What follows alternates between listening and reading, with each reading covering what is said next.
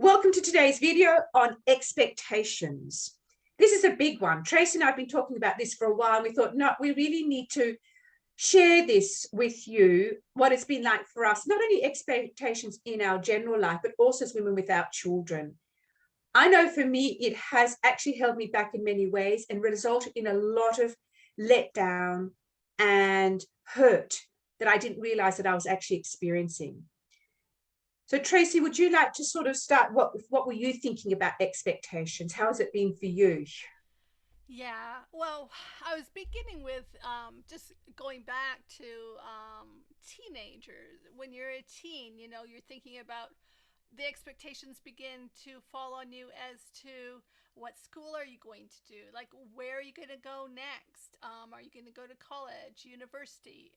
What are you going to study? So there's expectations that are put on you right from a teen, right? And then you go into college, and then there's expectations of what is your career, or are you going to be self-employed, be entrepreneurial? And then the expectation is marriage or partnership or remaining single, those things. So these are steps that follow us all along the way. And then I, with all my pregnancy losses, I had multiple miscarriages and just deep, deep heartbreak throughout that entire period and many years after that.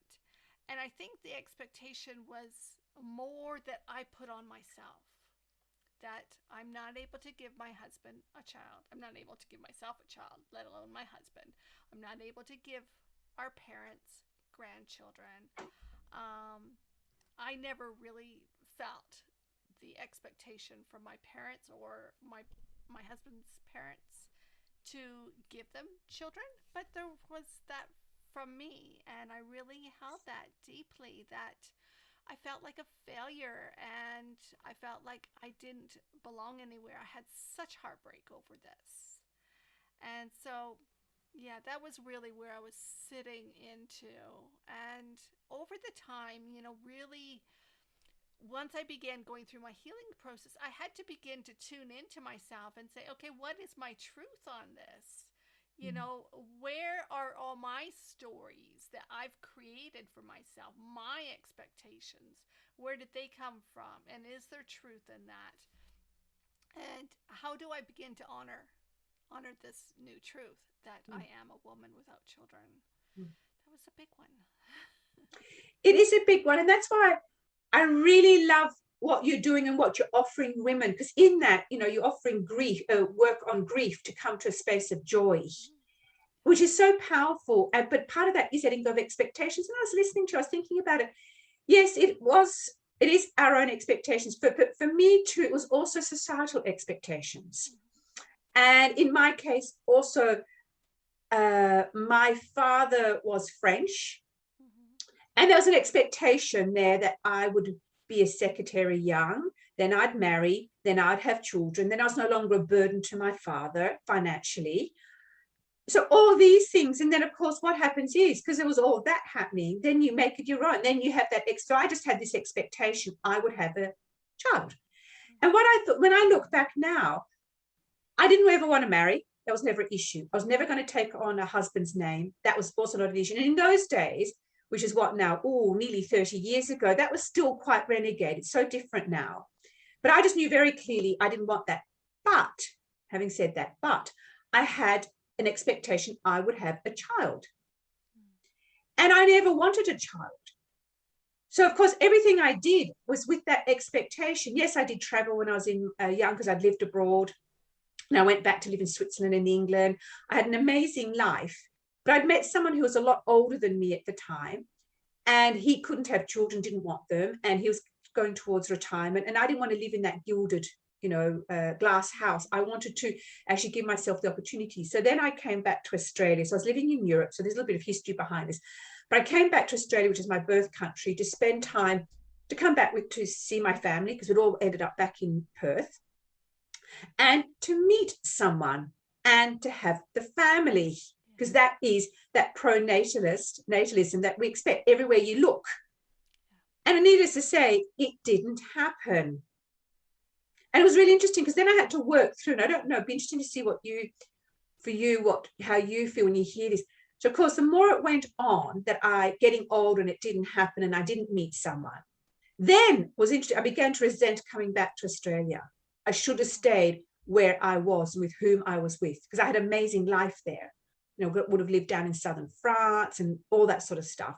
So then I had to work through resentment. Yeah. I have to agree. I did have to work through resentment myself because what we did, we traveled. We got married in New Zealand. We traveled the world, backpacked, came back to Canada. Well, my husband wasn't ready to have kids right away. He wanted to get settled. He wanted to have his career and a home. And of course, I agree. All of that would have been nice, but for me, my years were ticking by. Yes. Yes. And I knew that it was getting, there was a chance that it might not happen for me. And so I had to deal with the resentment towards my husband for making that call. And as much as I wanted, and we discussed it, I wanted to have kids. He wasn't ready. He was like, no, I want to have a home. I want a career. I want to make sure the money's coming in before we take that step. So, yeah, I did have to. That was something I had to deal with.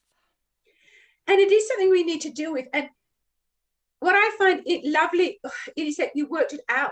You actually worked it out, because it could have been so easy to have exploded and not have the relationship or the marriage or things like that, because it takes courage to be able to own what you're feeling, be able to express it to the other person, they own it and come back, and that you still can be there for each other. Exactly. You know, that's very. I have to say that he and I are each other's best friends. We are blessed with that.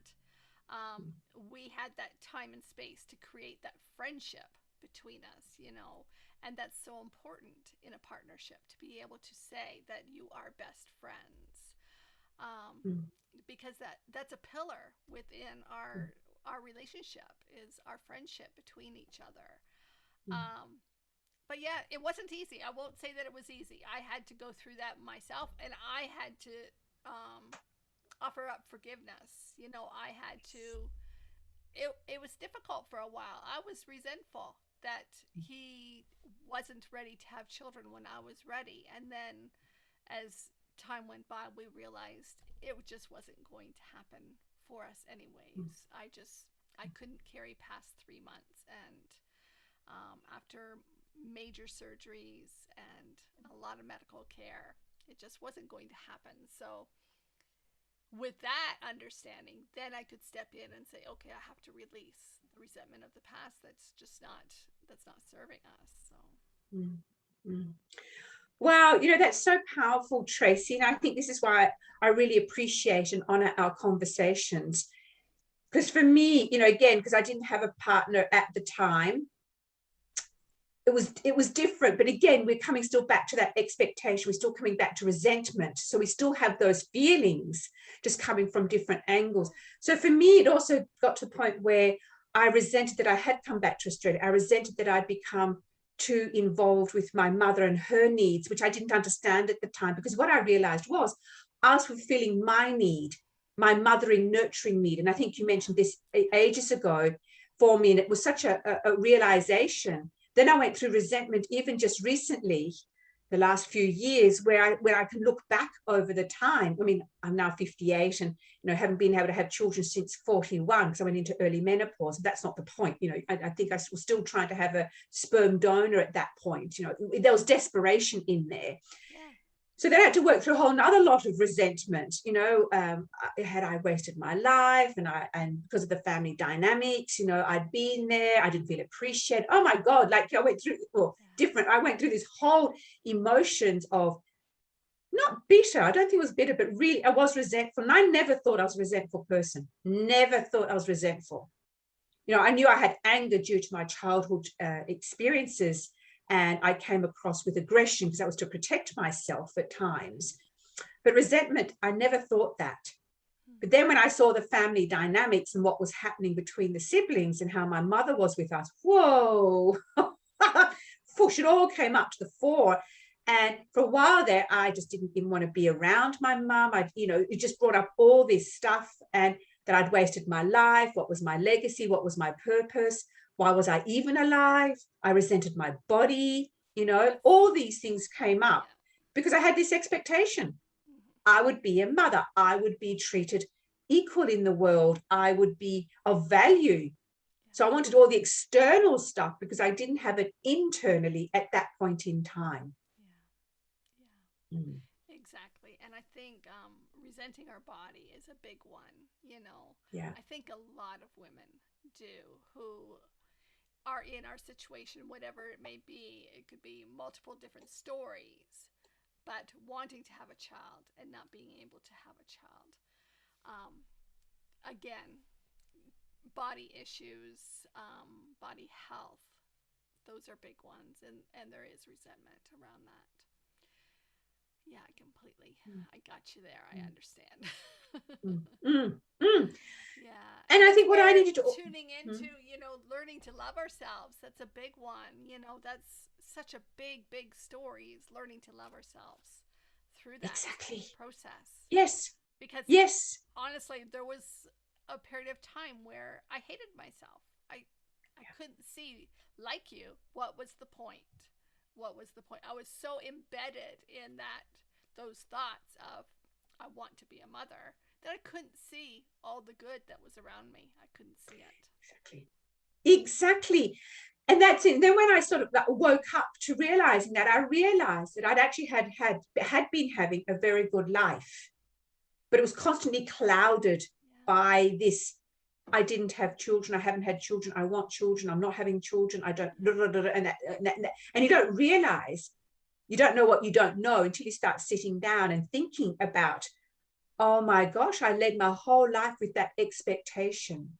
Because when I look back now, I loved being an adventurer. I was an adventurer, and I loved, because we traveled from the day I was born practically, all around the world. And I realized that I gave that part of me up to chase this dream. Okay.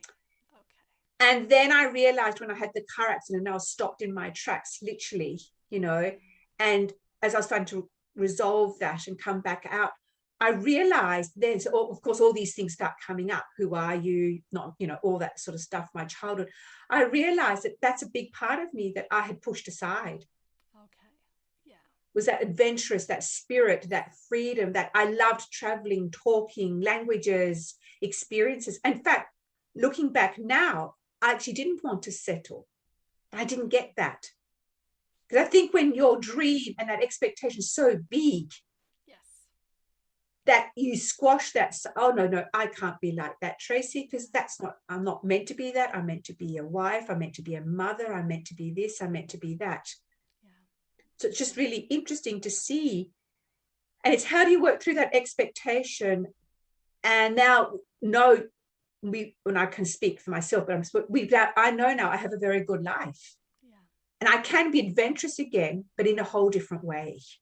Yeah. And to going through that experience is an adventure of its own. You know, Yes, adventure true. doesn't have to be travel and language and all of that. Adventure can be creating a relationship with your partner.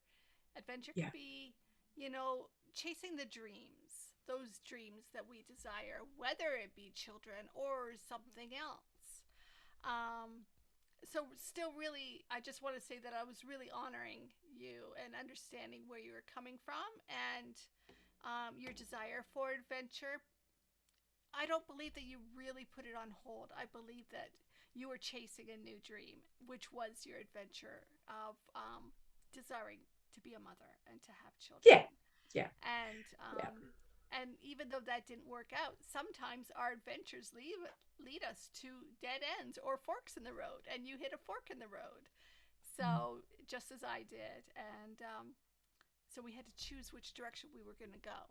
We could choose Mm. healing and to see the gift of our lives that we have, or we could go the other direction and feel bitter and resentful and carry those expectations that weren't available for us at that time. Mm. And I think that's a really good point. And it is that. And I think the more you do healing, or we do healing, one does healing, the more you can look back. And for me, what I'm seeing now is, which has been really amazing the last little while, the more I'm lifting that veil, the more I can see what was there, the more I can appreciate what I have done and achieved and whatever, and not keep getting lost in the trauma or the drama of, oh, I haven't got a child. Because I mean, I suppose now with it's like I'm not going to be a grandma, and I'm watching friends becoming either grandmas or potentially going to be a grandma. So for me, it did trigger, not in depth intensity, but it went, oh, I'm not going to have that experience either. Exactly.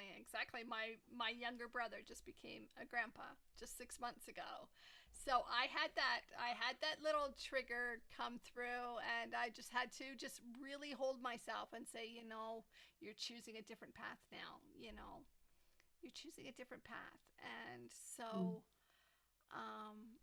again, just holding that space for ourselves where the triggers do still come up, and allow the healing to take place, and be able to support others through that.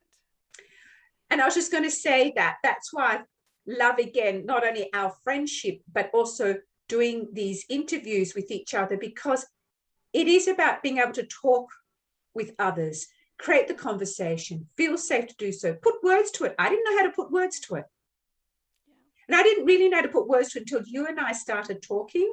And then a business coach got me looking at intuition and Akashic records, and she tuned into mine about working with women without children. I hadn't even occurred to me to do that. It hadn't even occurred to me that I was holding grief because I hadn't had a loss. I just sort of buried it. I got on with life. So in a way, it was good that I got on with life, because I did.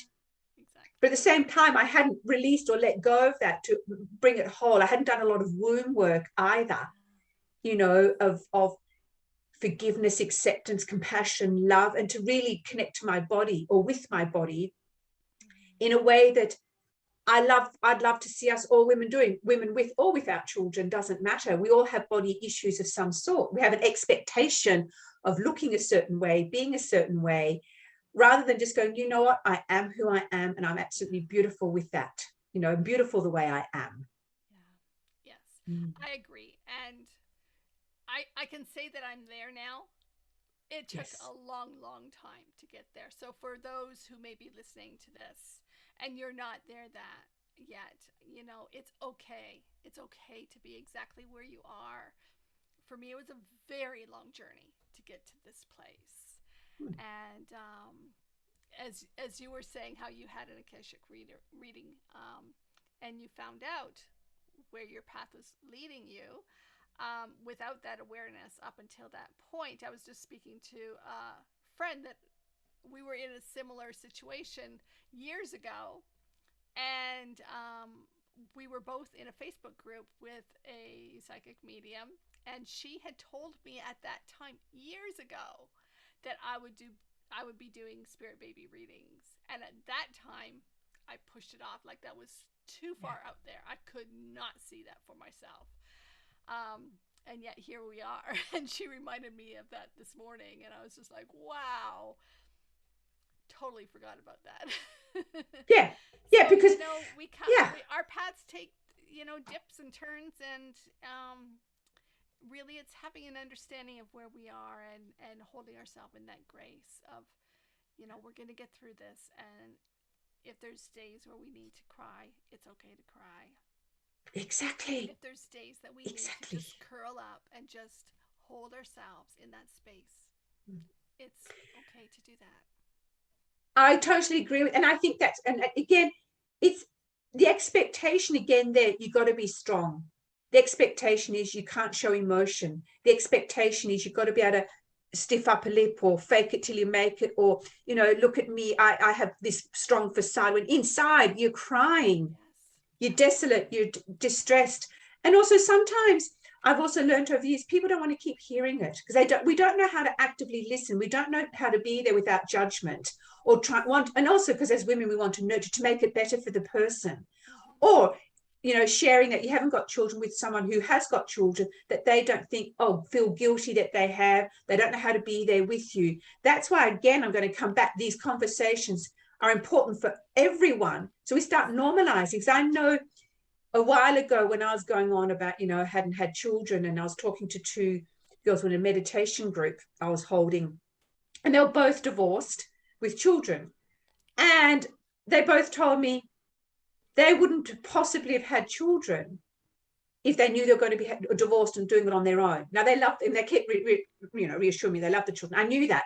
It was so interesting. I thought, oh, it never occurred to me that. I never saw the happy family having the baby, and all be nice and rosy. That was my image. And they went, junk.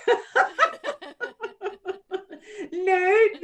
And even I'd been watching them for years and admiring them for being the women they were and how they were running their lives on their own. It didn't occur to me that could have been me. Yeah. Could have been. I don't know. Mm-hmm. So you see, again, they had the expectation of staying married. Mm-hmm. Yes. Exactly. So they had to work through their own resentment, and they had it with children. So it's we all have something at some point. Yeah. Exactly. Yeah. Yeah. That's why I love so and anyone, ladies. Sorry. Yeah. That's why I love our conversations. It brings everybody in, and it's inclusive of all. And so I hope these conversations are supportive for whoever may choose to listen. Look, I agree with you, and I think, God, we keep saying, I agree with you, I agree with you. I love it. We do. We agree with each other, by the way. So anyone who's watching, if you'd love to make a comment, if you feel comfortable to share anything that's resonated or how it makes you feel, of course, we'll get back to you, because I just think it's important. It's time to share.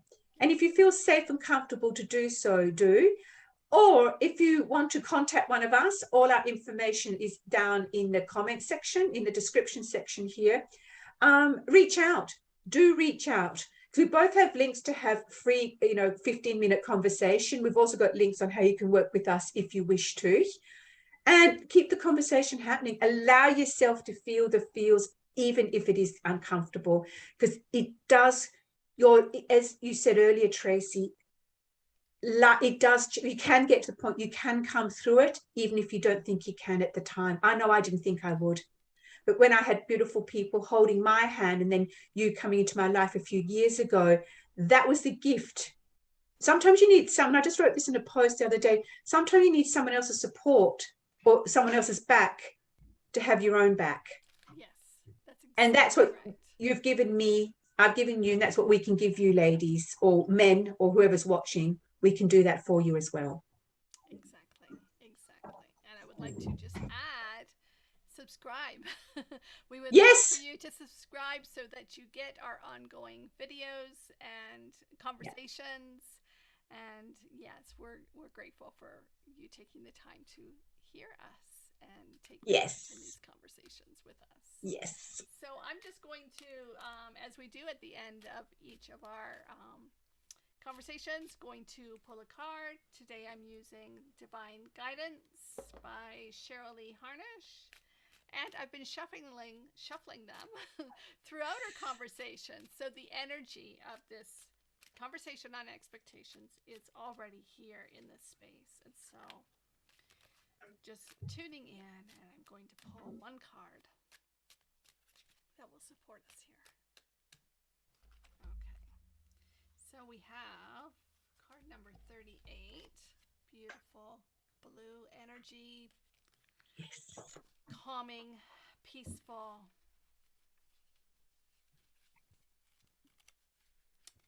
And we'll just see here. Exactly what I thought it was. The presence of Archangel Michael is here to assist us with the clearing of our energy field of old hurts and past experiences that are weighing us down and slowing our progress in life. He is here to help you cut the cords that keep you energetically attached to people and events that no longer serve us in a positive way. Michael always performs his duty with love and asks you to consciously send love to those people, places, and things in your past so that you may release them to the light and move forward with your life. Perfect. So beautiful. Perfect. Perfect. So thank you all. Thank you for being here. And we look forward to our next conversation and hope that you Yes. can join us there as well. Wishing you all the best. Yeah. Thank you.